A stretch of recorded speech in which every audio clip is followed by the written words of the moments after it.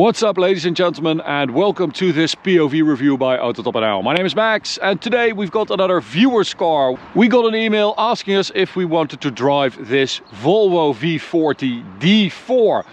It is a 2014 car and it has 190 horsepower and 400 Nm stock, which is already quite alright for a very fuel efficient 2-liter diesel engine. But this car has been tuned and apparently it's got around 245 horsepower and 480 Nm of torque now, which is quite serious. So today I'm going to show you around it quickly and then we'll take it for a drive towards the Autobahn for an Autobahn blast.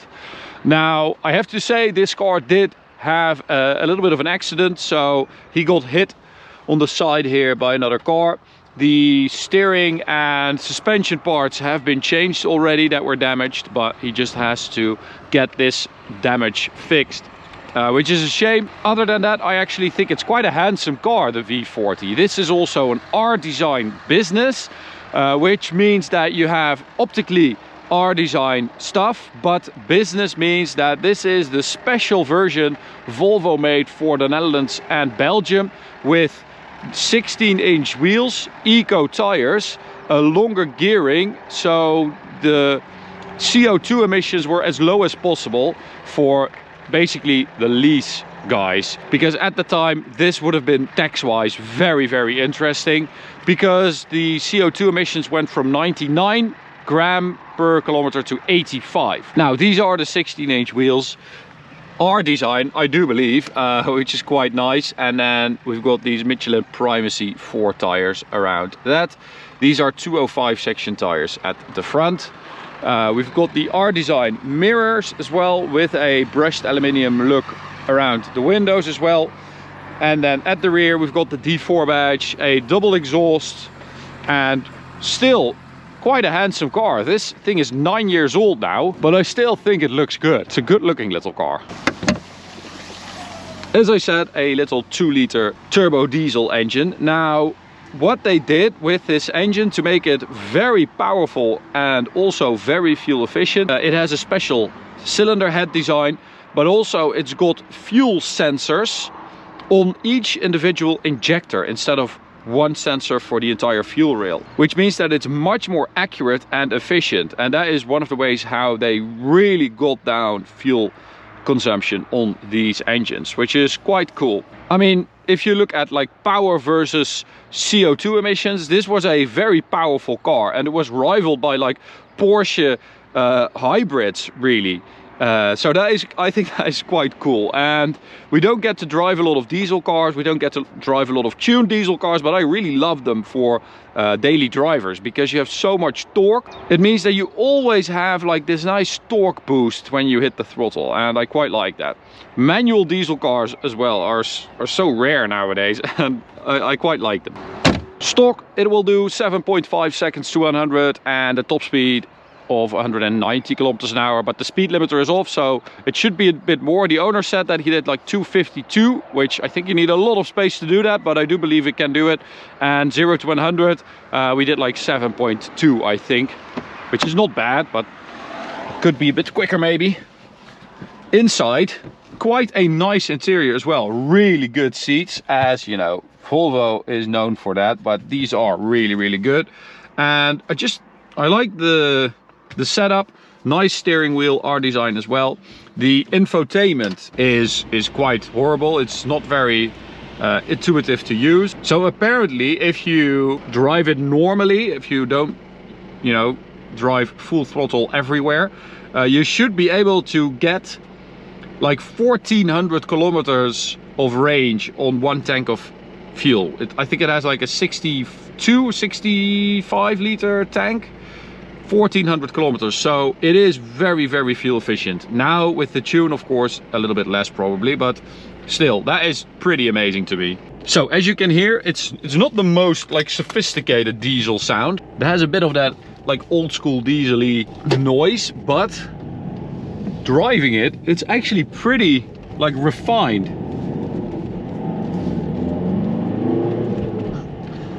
It's been a while since I drove a manual diesel car. Oh, yeah, we're not going to do the sound. So the lovely thing about driving a manual diesel is that you have like those like in-gear torque pulls. It's a bit less smooth than an automatic, of course, but that means that you feel the torque a bit more, which I quite like. So let's do a little launch. And to do that, we're going to go into the menu, My V40 ESC off. Select to activate sport mode. There we go.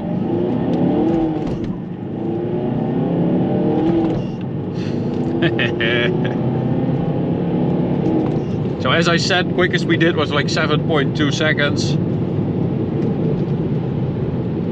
Which with 245 horsepower should be a bit more, I feel like, but yeah.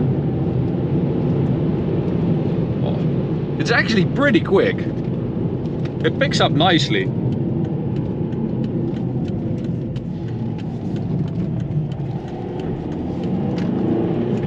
It's actually the first time I'm driving it, so that's why I'm still sort of, yeah, sharing my first impressions with you guys. Steering wise, of course, we have those 16-inch wheels with those eco tires, so yeah, that's not really what this car was about.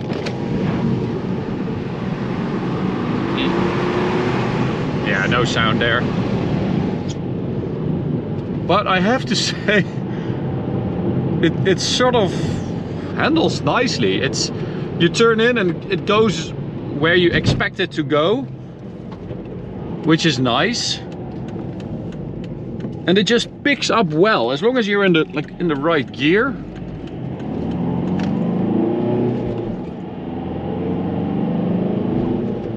Yeah, that's nice. I like that. So onto the Autobahn.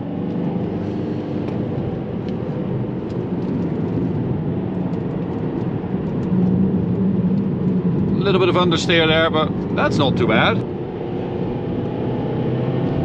So there we go, 100 kilometers an hour, third gear.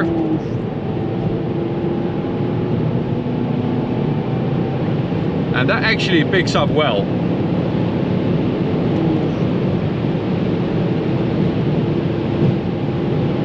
It's not really, you know, it's not explosive like a petrol engine. It's more, it builds and it continues to build at the same rate.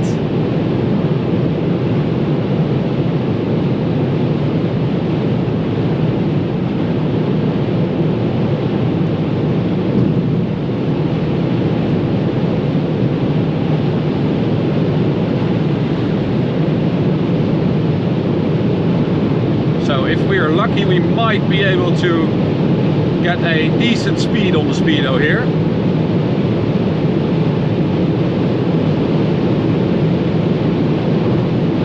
What's that, 240?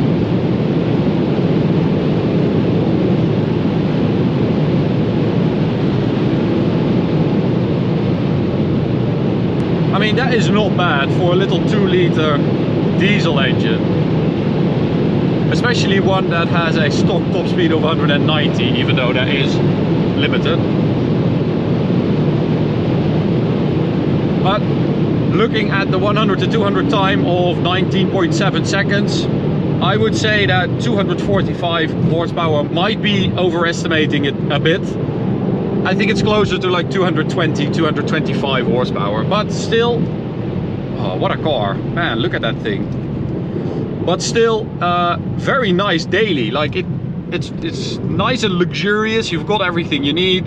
It has a potent little diesel engine with plenty of torque. Pretty good gearbox as well. I mean, it's very light, but it snaps into gear well. So yeah, driving experience is actually not bad. So I would say that this is pretty good value for money. These cars are not that expensive anymore. Especially the diesel ones are getting cheaper, of course, because yeah, they're just getting less and less popular. But